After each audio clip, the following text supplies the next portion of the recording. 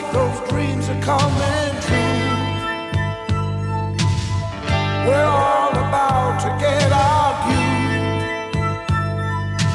Looks like wedding's back in style.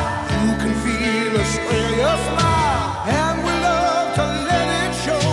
With a beer, the whole world knows it's as gold as the medals that we've won.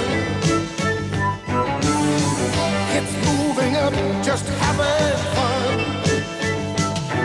It's rock and roll and stereo. Every night to make it flow. Foster's is the feeling. Foster's lager, it's got the flavor that's taking it all around the world.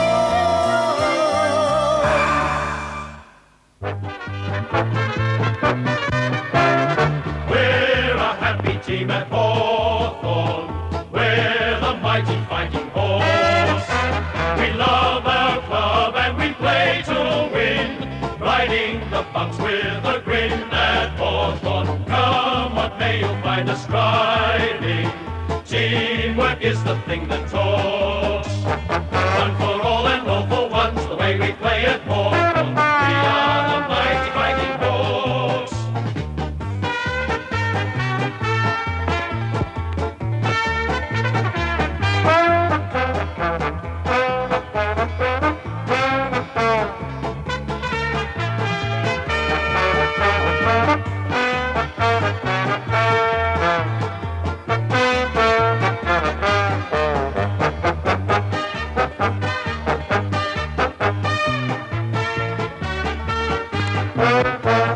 We're a happy team at Hawthorn. We're the mighty fighting horse. We love. This is Hawthorn Football Club as they are today. Indisputably one of the most powerful and successful teams of modern times. But the road to the top from humble beginnings has been a long, hard haul against the odds. This is the story of how the club that just wouldn't give up clawed their way to the top.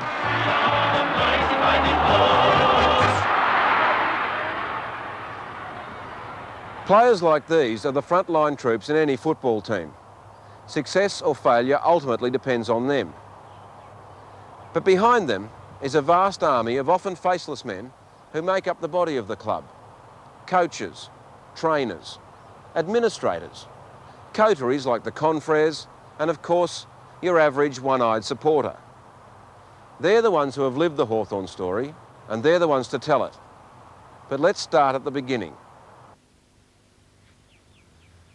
Hawthorn Football Club played their first official game here, in what was then called Meany's Paddock, in 1873.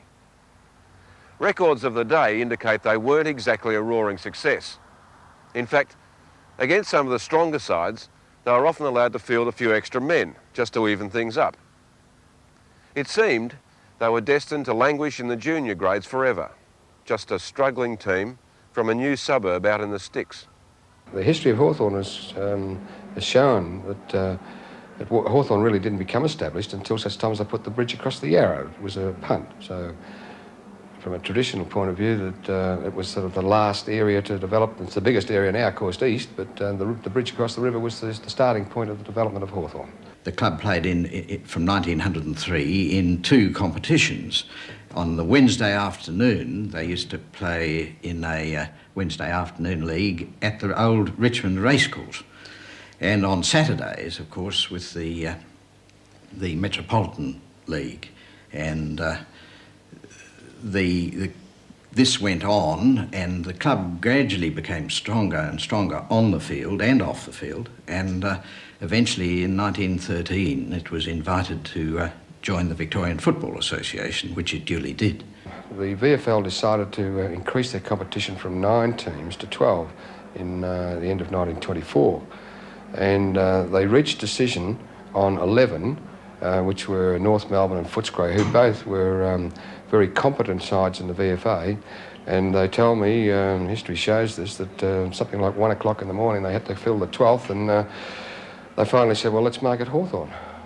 We struggled on, and with the support of a bunch of very loyal supporters and committeemen and players, we managed to hold our own to some degree, but we were regarded by clubs like Carlton, Collingwood, Richmond as chopping blocks, and at times this proved to be so.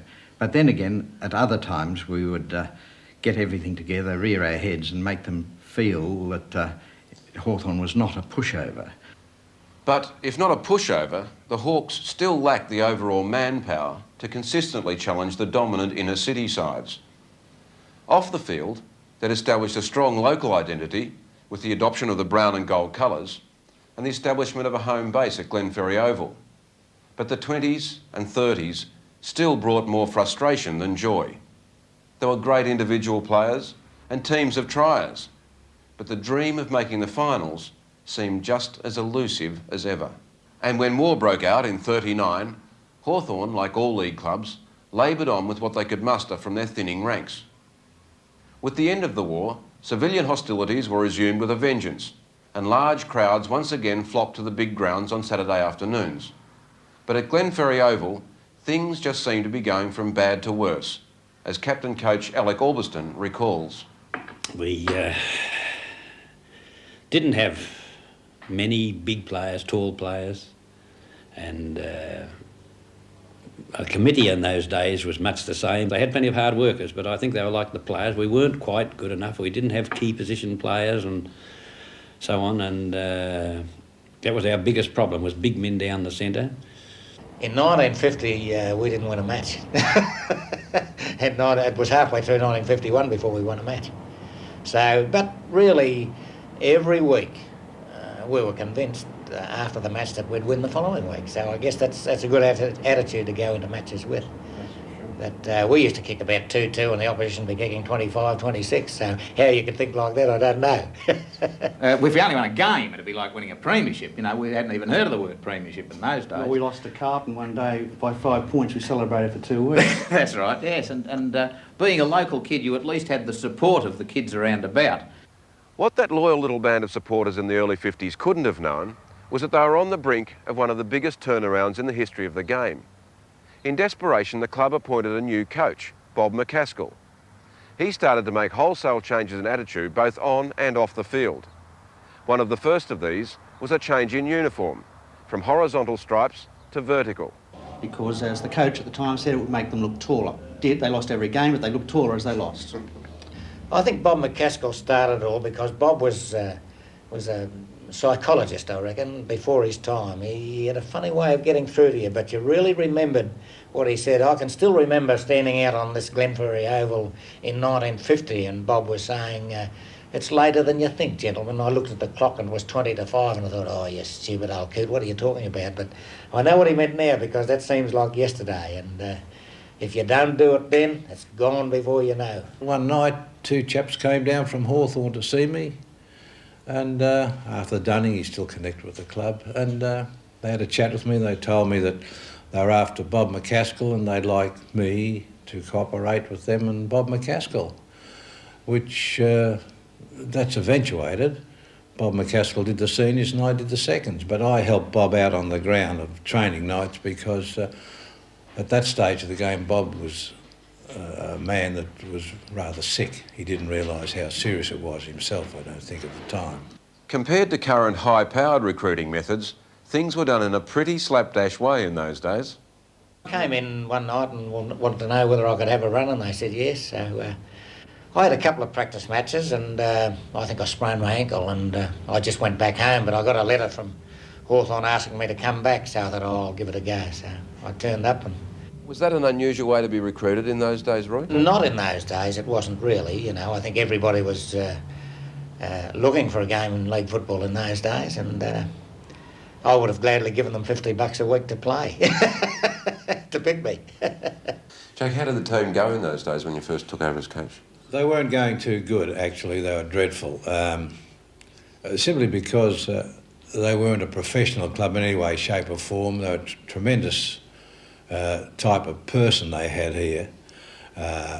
They were good blokes, but they were not league footballers. They didn't want to be league footballers. They were only carrying out having a good time. That's about the strength of what was...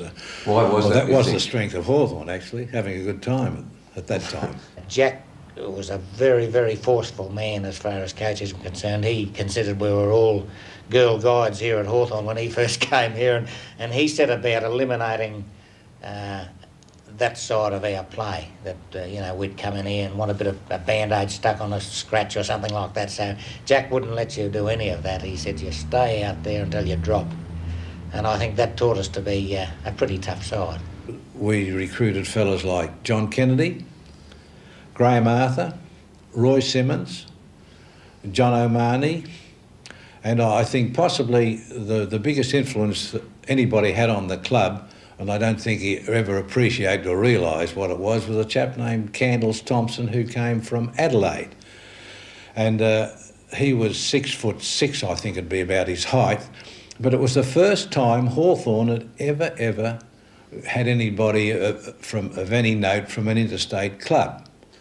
And he created tremendous amount of interest in the district. And then we gradually encouraged kids to come down and watch us train, and we always threw them a football to have a kick before the big fellas had a kick, and that consequently created interest in them, plus their parents had to bring the kids down to watch the football, and that, I think that was the development, or the start of the development of the Hawthorn Football Club. When Candles Thompson played his first game, the stands at Glenferrie Oval were packed, something no one could remember ever happening before. And the local kids signified their support in a simple and novel way. They carried a candle in their top pocket. The gamble on the playing field was starting to pay off, with the emergence of a new breed of young players, including a rather scruffy lad named John Kennedy. I played on Tom Morrow, who was in the back pocket. No, I'm sorry, he was in the forward pocket and I was in the back pocket. And I remember the ball coming down and I ran out to meet it in the first couple of minutes of the game, and somebody behind called out, "Leave it!" And I left it. It was Tom Morrow, and he turned around and kicked a goal. That's lesson number one. John was the most untidy football you ever seen in your life. And he always had a hole in his sock somehow or other on the back of the calf. All John had was desperation and a desire to win. And it was that desperation and desire which the Hawthorn Club never had until Kennedy actually came here. Bob McCaskill and Jack Hale coached while I was playing, and both of them had an enormous influence on me, because I think I was a pretty impressionable person, and Bob was first, and the first person that you meet is always a great influence. And Jack also followed Bob and was a great influence. In fact, he's been more of an influence on me in later life than I realised. He perhaps influenced me more than I realised at the time in football. John was a great captain and a great leader, and you know, would do anything for the team and you to help you be a better player in the side. The fight to sign up those better players was often as big a battle of tactics as anything that went on the field. Like the time Hawthorn went along to recruit the promising Yeoman brothers. The Bill Newton, who was the old secretary at the time, he came up to sign them up. But Richmond had been up ahead of them, Jack Dyer and company, and they'd offered £50 for Mum and Dad to let the boys go to Richmond. And they said they'd pop down the pub and have a few beers while they thought it over. So in the meantime, Bill Newton came in to the kitchen and sat down and made himself known. Completely ignored Dad, boys, spoke to Mum and told her he's very interested in the boys and all the rest of it, and couldn't guarantee them anything, but he'd like them to play with Hawthorn. And she asked him would he like a drink of tea. He said he certainly would, as he didn't drink beer. Well, that went down very big with Mum, because Jack Dyer was down the boozer. He then produced a box of chocolates and gave to her. And Bill sat down and had a cup of afternoon tea with scones and praised Mum's scones and what a beautiful lady she was, and he hoped that the boys could come to Hawthorn. And she said, "I have no doubt that they will, Mr. Newton. They'll sign now because those other chaps drink." As Hawthorn continued to climb up the ladder, however, the recruiting drive took hold, and young hopefuls began to appear from all over the state. Right, I was a Bendigo boy, Stu, and played with Sandhurst, who at that time we were coached up there by Kevin Curran, who was a former captain of Hawthorn, and no doubt his influence was there. And then Bill Newton stepped up to Bendigo, who was secretary of Hawthorn at the time, and signed me, so I came. I felt it was the club that was on the surge at that time, I suppose. We've heard about Candles Thompson and with previous people speaking about Hawthorn in those days. Well, he set Hawthorn alight in publicity, and I just had the feeling that they were going somewhere, and I was glad we made that decision. I made that decision. I think Graham Arthur's one of the best players that I have ever seen. A great contender. I think he could do almost anything that a footballer was required to do. He was a good defender and a good attacker. John, as a player, what was the highlight of your career? Well, I guess the best part was when we knew we'd made the finals in '57, because we hadn't made the finals ever before. And I remember after we beat Essendon in 1957 at Hawthorn, I remember running off the ground with Roy Simmons together. We sprinted off the ground yelling at one another, "We're in." 1957 was the great year under John Kennedy as captain and Jack Hale as coach, when we made the VFL finals for the first time ever. And we played Carlton in the first semi-final, and I always remember that day because at half-time the heavens opened, and after half-time the MCG looked like a skating rink. The hail was thick. Out towards the half-forward line for Hawthorn, but they're still in at Hawthorn, and Carlton are still fighting back. Little McGuinness gets possession, turns around Sullivan, trying to find a teammate there. McGuinness gets it, drives down towards centre half forward. There aren't very many players down that end of the ground, I might tell you, at this stage, and the mark there taken by Gary Young. Now Gary Young would be at centre half forward, kicking against the wind.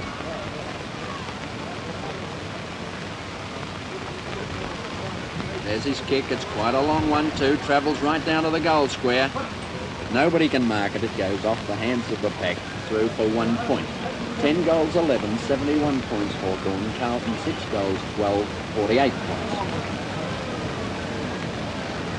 And I might say that the crowd up here on the Olympic stand are fast leaving it. They're wet through. Oh, and almost a free kick there to hands from the kick-off. It's that ball at centre half back for Carlton.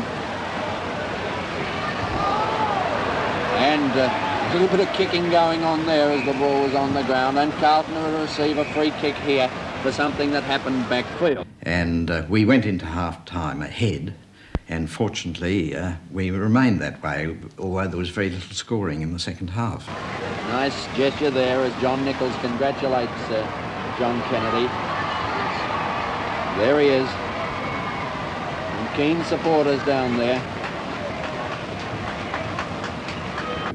Jack Hale was coaching the side through that time, and he certainly coached along the lines that taught us how to win and how to be banished when you got defeated. So he was a very good coach in that form. And then John took over, retired as a player in '59, and John Kennedy and coached us in 1960. Had we made the finals in 1960, I'm sure we would have nearly won the premiership that year. Well, John, of course, was quite outstanding. He was initially himself a fitness fanatic, and he never really expected the players to do any more training than he was prepared to do himself. He's not only the greatest coach that I've had anything to do with, but certainly the greatest man, and he in himself had an enormous influence over me, my attitudes not only to football but to life and people in general.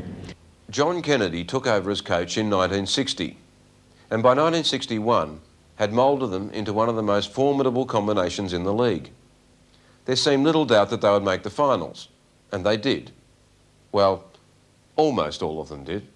I played for half the season, and then Brendan Edwards and I were down here early for training one night, and we said we'll go up to the Hawthorn Bowl and toss a few 10-pin bowls down. And I tossed a ball down and I did a disc in my back and had to drop out of the side.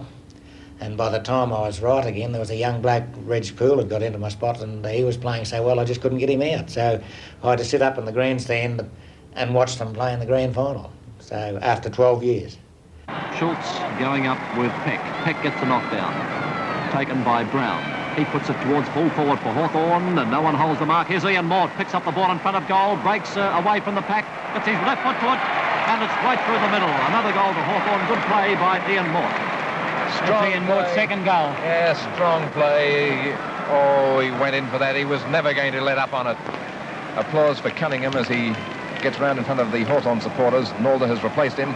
That mark was taken at centre-half back for Hawthorn by their centre-half back in MacArthur. His kick is straight down the centre of the ground, out there towards Uren. Uren has hold of it and he'll play on. Good play by Uren. Kicks the ball into the full forward pocket. Malcolm Hill goes forward to meet it. It bounces from him towards Morton Brown. He kicks the ball into the pocket towards Law. Law is beaten for the ball, just couldn't get it to it in time. And Ware picks it up and clears it right across the face of the goals into the other pocket. Uren is back in the play. Gillard is after him. Uren going round the wrong way. Now he turns back onto his left foot and left puts it high into the air into the full forward pocket in front of the scoreboard.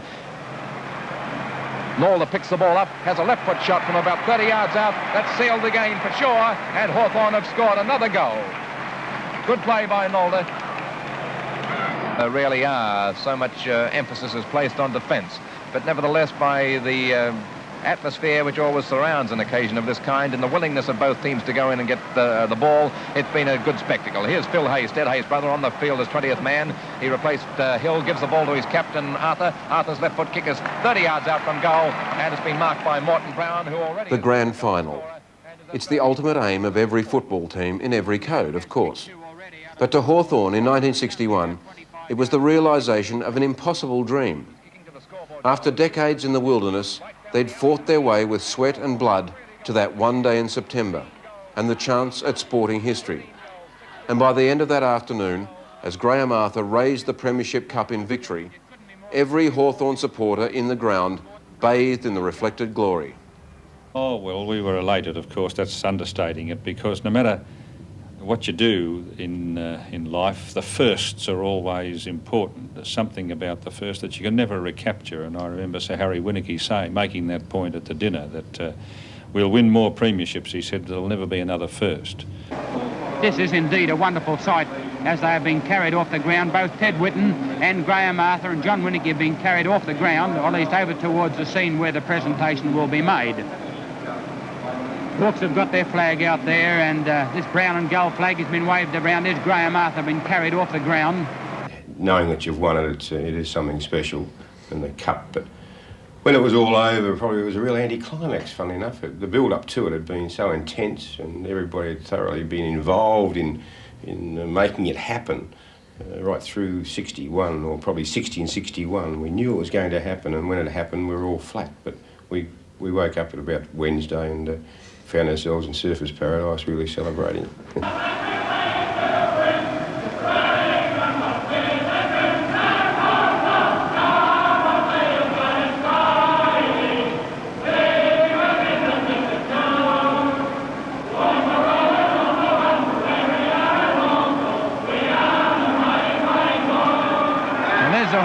Song sung by the Hawthorn players in the middle of the ground. That's the first time I've ever seen or heard that done in the middle of the Melbourne ground after a game, and it's a wonderful thrill. First premiership to be won by his club. Graham, congratulations. The first premiership was an unbelievable experience. At the time, it wasn't as great as it is now. Oh, it was magnificent, really. Unfortunately for me, I was sitting in the grandstand, but it was still a great feeling to know that you'd been part of this club from, well, in my time, 1950 to 1961, when we started from nothing and finished up winning a premiership. I was elated.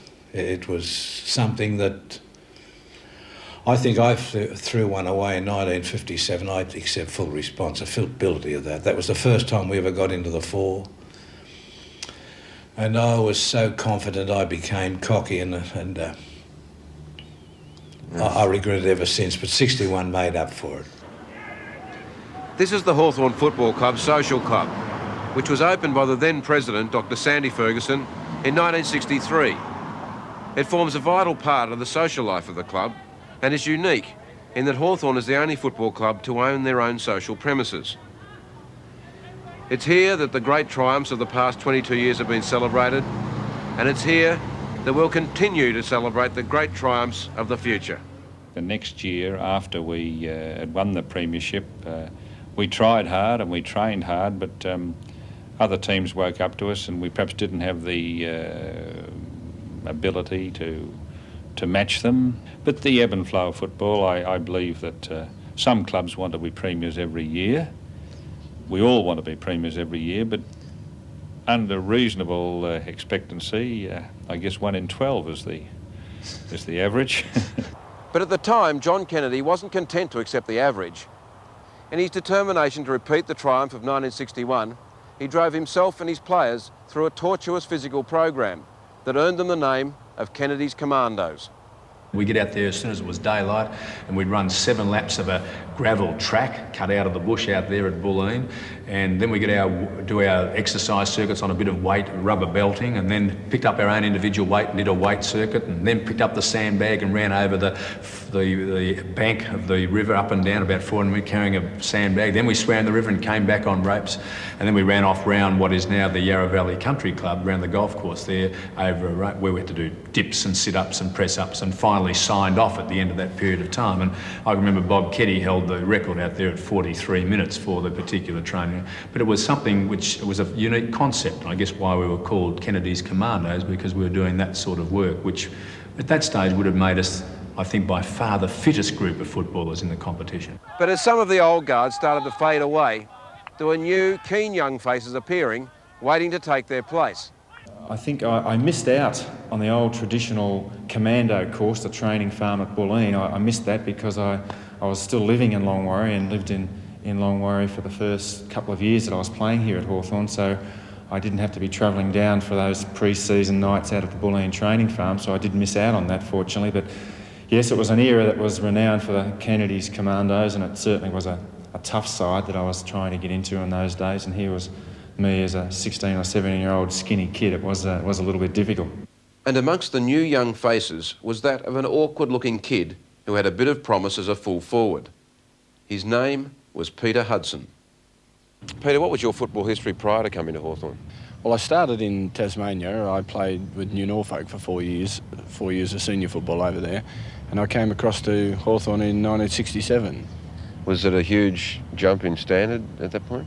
Oh, it was, because in those days you didn't have the great numbers of players coming from Tasmania to Victoria that you have now, and it was the odd 1 or 2. So you sort of had to really do something in Tasmania, something out of the ordinary, before you were recruited to a Victorian club. How did you feel about being invited to come over here? Oh, I was delighted, because it was a big thing, and I watched Hawthorn very closely, and there were a lot of young players here in those days, Peter Crimmins, Bob Keddy, those sort of players that were around the club, and the club looked to me to have a good future. And when I came over, I had very much in my mind the thought of eventually playing in a Hawthorn premiership side, and it took from 67 to 71, but it was worth the wait. Hudson was a genius. People from other clubs, if you talk to them, they always say Hudson, lucky player, but if you saw him 18 or 20 times a year, it wasn't luck. You know, the ball would dribble off the ground and it would be Hudson's boot that was on the end of it. You know, he'd be at the back of the pack, and how did he get there on his own? And, you know, suddenly he's kicked 8 goals for the game, or 9 or 10 or 16 occasionally. I'd come off a ground after a game and I'd say, you know, how many did you kick, mate? You got 3 or 4 today? And he'd say, no, I got 6 or 7 or 7 or 8. He'd just get the goals in an unobtrusive type of way, the little kicks over the top of the pack and the little kicks off the ground, but the things that he could do, he could just read the play so very, very well. He was a freak in that particular area, and I suppose that's the best way to describe him. He was a down-and-out freak. Hawthorn bombarding the goals. Hudson claims it, and there's pay. Hudson again against Dick. Hudson in front. Any footballer must have a certain amount of natural talent, but I believe that in my particular case, I played full forward for every game of my career, which spanned 20-odd years, at full forward, except for about 2. And I think it's like anything else. The more you do, the better you must become at it. He did keep doing it, and incredibly, he seemed to keep getting better. Along with the rest of the tough young team that carried the brown and gold colours into the 70s, in 71 and again in 76, they brought the premiership flag home to Hawthorn. Smothers, out there goes to Marr. Marr quickly gets his kick, as he always does, taken by Moran on half-back flank. He's grabbed, back it comes, Des Marr in front, can't win the ball down to Crimmins. Crimmins, now where's Hudson? He looks to go for the kick towards a big fellow, Keddy. Keddy has the chance, in goes Neil. Keddy wins the ball, over his shoulder, wait for it.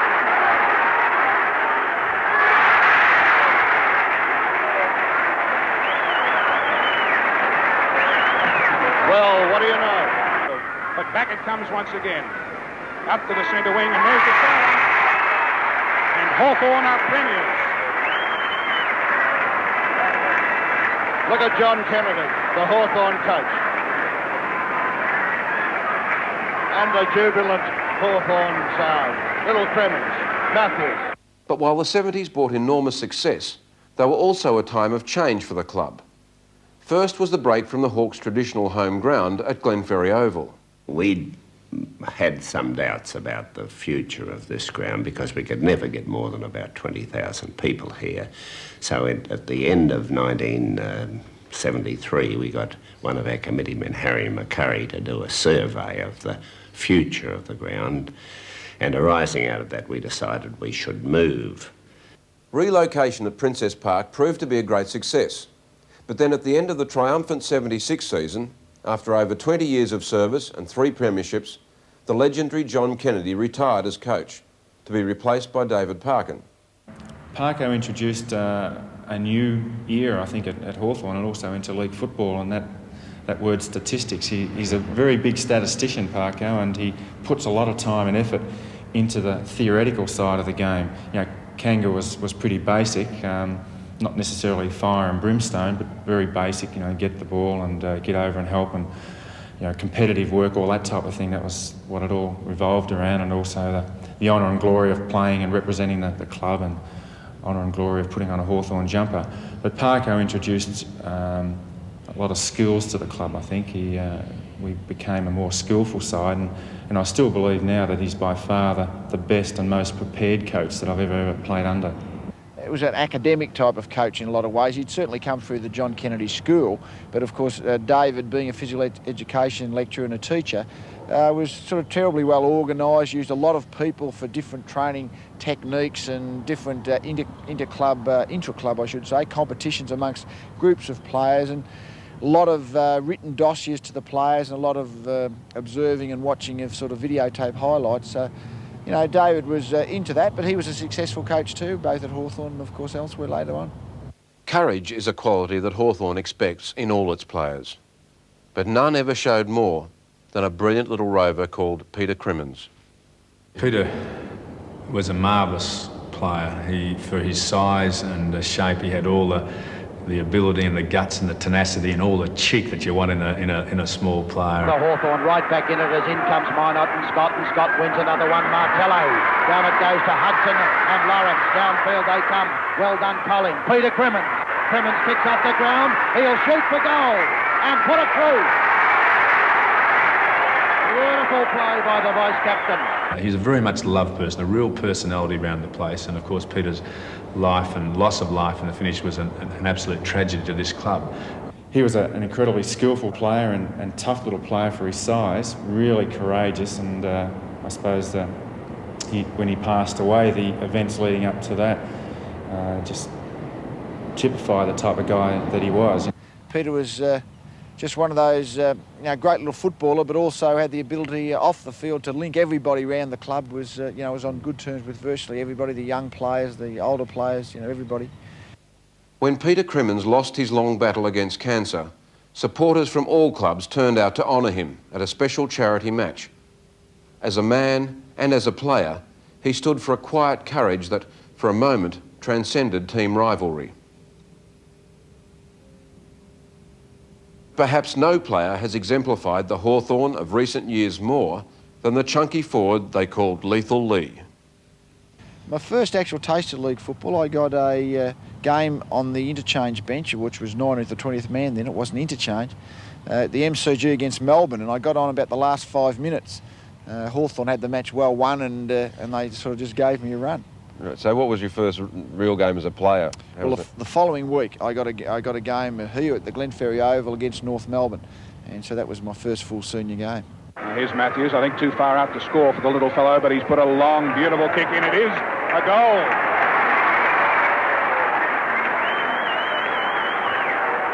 I suppose my first thoughts when I first sort of came to league football, I suppose, is just how good the stand of players was, really. I mean, you hear about it and you know about it, but until you hear it firsthand, it's hard to believe.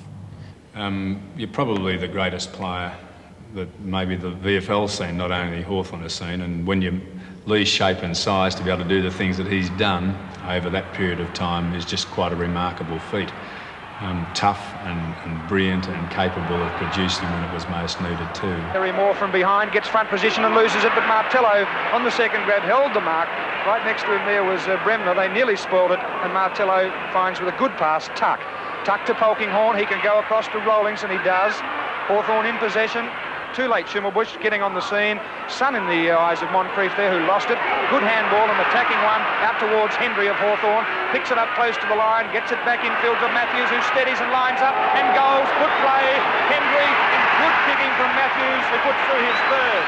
I think the coaching of John Kennedy has come through very strongly in a person such as David Park, and I think that John Kennedy and Alan Jeans are very much alike, and I would say that they've had a big bearing on one another in their coaching careers.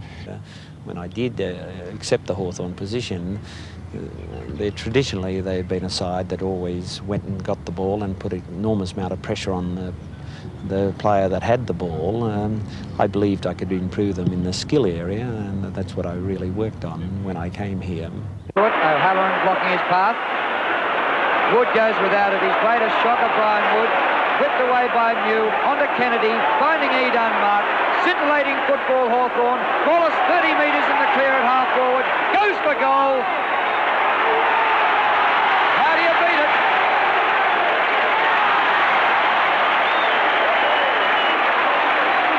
A well-deserved goal, that one, from Terry Wallace.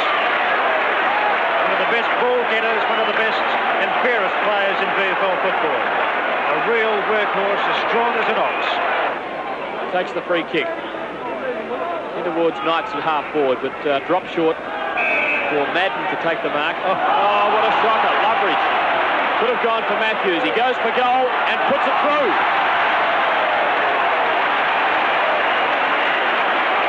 His second goal. Uncontested merit. Robertson scintillating. Out in front of Wallace, also brilliant. Loveridge. They say Terry Wallace can't kick. Short across the goals. O'Halloran, all the defenders are having a go.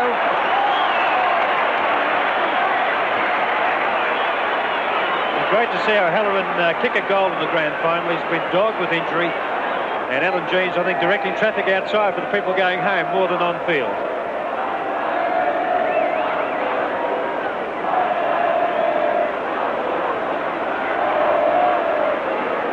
There's the celebration material, the stuff that celebrations are made of, champagne and premierships. Well, the chanting of "We're a happy team here at Hawthorn" has begun already. Through the centre, Byrne.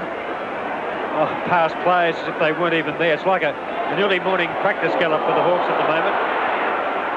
Dipia Domenico on to Payton. There was Williams later on the scene, often running the big fellow. He's run all day. Up towards Byrne, and well, Knight's got a bit of a shove out. And there's going to be a free kick about 15 metres out from goal.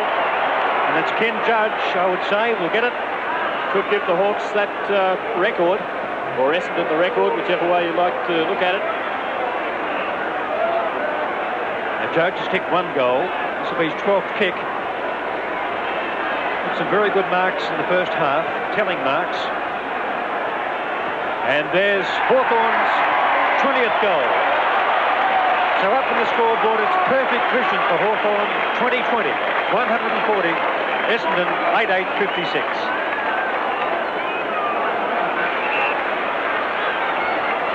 83 points the margin. The record is still Hawthorn's at this very moment. He paddles and the ball goes out of bounds. And there's the siren. Hawthorn are premiers. Alan Jeans, who coached St Kilda in 1966 to a 1-point win, has now coached Hawthorn in 83 to a record win by 83 points. Oh, it's very pleasing. A grand final day is an enormous amount of pressure, and if you can sit there and you know after half-time you can really sit back and enjoy it, and I must admit, although you always never say you won the game, but I must admit in the last quarter it was much more relaxing than the 66 when St Kilda won by a point. With Don Scott as captain, their strong team play led them consistently to the finals. But although the team came first and foremost, there were some players who stood out as epitomising the Hawks' fighting spirit. One of these was the mercurial Peter Knights.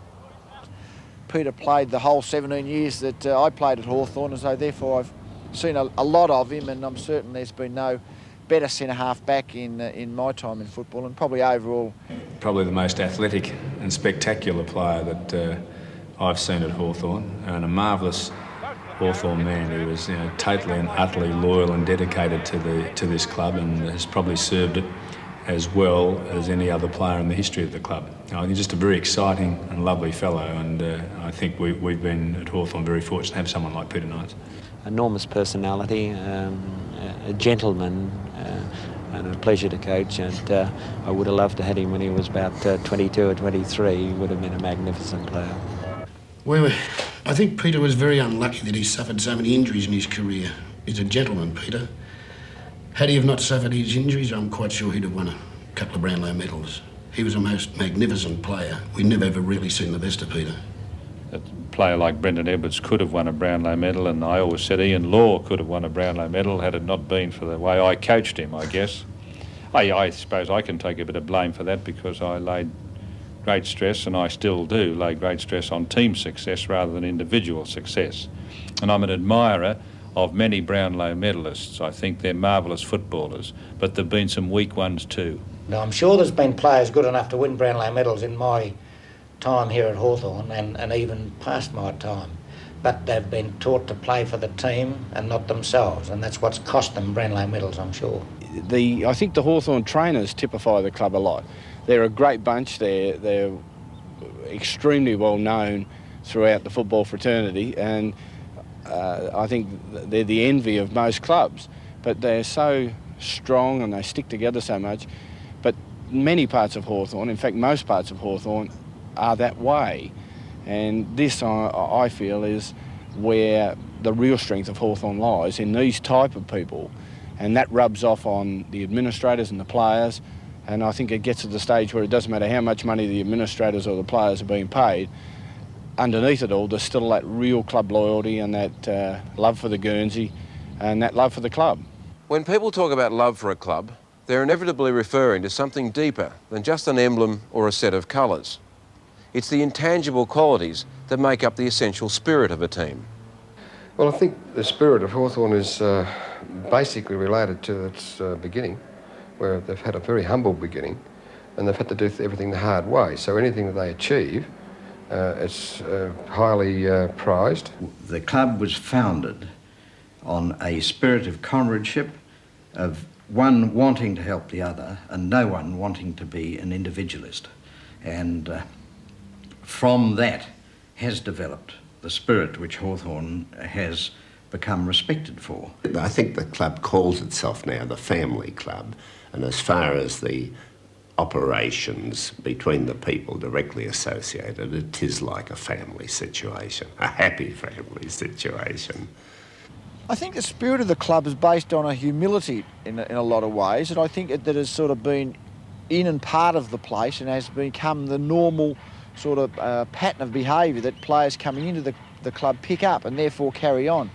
And that ability not to get too carried away with success, that you know, just because you had played well last year or last Saturday doesn't mean it's going to happen into the future. And I think that kind of attitude has been around the place, and I think consequently young players has made the most of whatever natural talent they had. And more often than not, you sort of think that you are representing Hawthorn, which is a part of a great great unit, and to me that's been the most important thing since I've been here. There's no doubt that we've always maintained that feeling of a family type of relationship here, or a family club if you would like, and even though that's slowly slipping by, I think we have held on to it a lot longer than other clubs. And I've been a part of 3 VFL clubs, but this club in particular has something quite unique, which they've nourished, cherished, mainly caused, I think, Stuart, by the superb group of people who have administered, that's off-the-field people, through presidents like Sandy Ferguson and Phil Ryan and Ron Cook of late, who've been real quality type people who have had the Hawthorn interest at heart rather than self-interest, and they've been able to gather around them magnificent people to work here. And in doing so, they've drawn that kind of people at all levels of the club, players and coaches, and I think they've been able to maintain what I think's a great spirit. The story of Hawthorn Football Club is one of triumph over adversity. In the 60 years since their off-handed acceptance into the league, they've dragged themselves up from being the poor cousins of the competition to being one of the most feared and successful sides in league football. It took 36 frustrating and heartbreaking years to win a premiership. In the last 15 years, they've appeared in the finals 9 times and won 4 flags. But that fight to the top was too bitter to ever be forgotten in complacency. Now that they're up, the Hawks have served notice that they mean to keep flying high. We're a happy team at Hawthorn. We're the mighty fighting Hawks. We love our club and we play to win, riding the bumps with a grin at Hawthorn. Come what may, you'll find us striving. Teamwork is the thing that talks. One for all and all for once, the way we play at Hawthorn. We are the mighty fighting Hawks.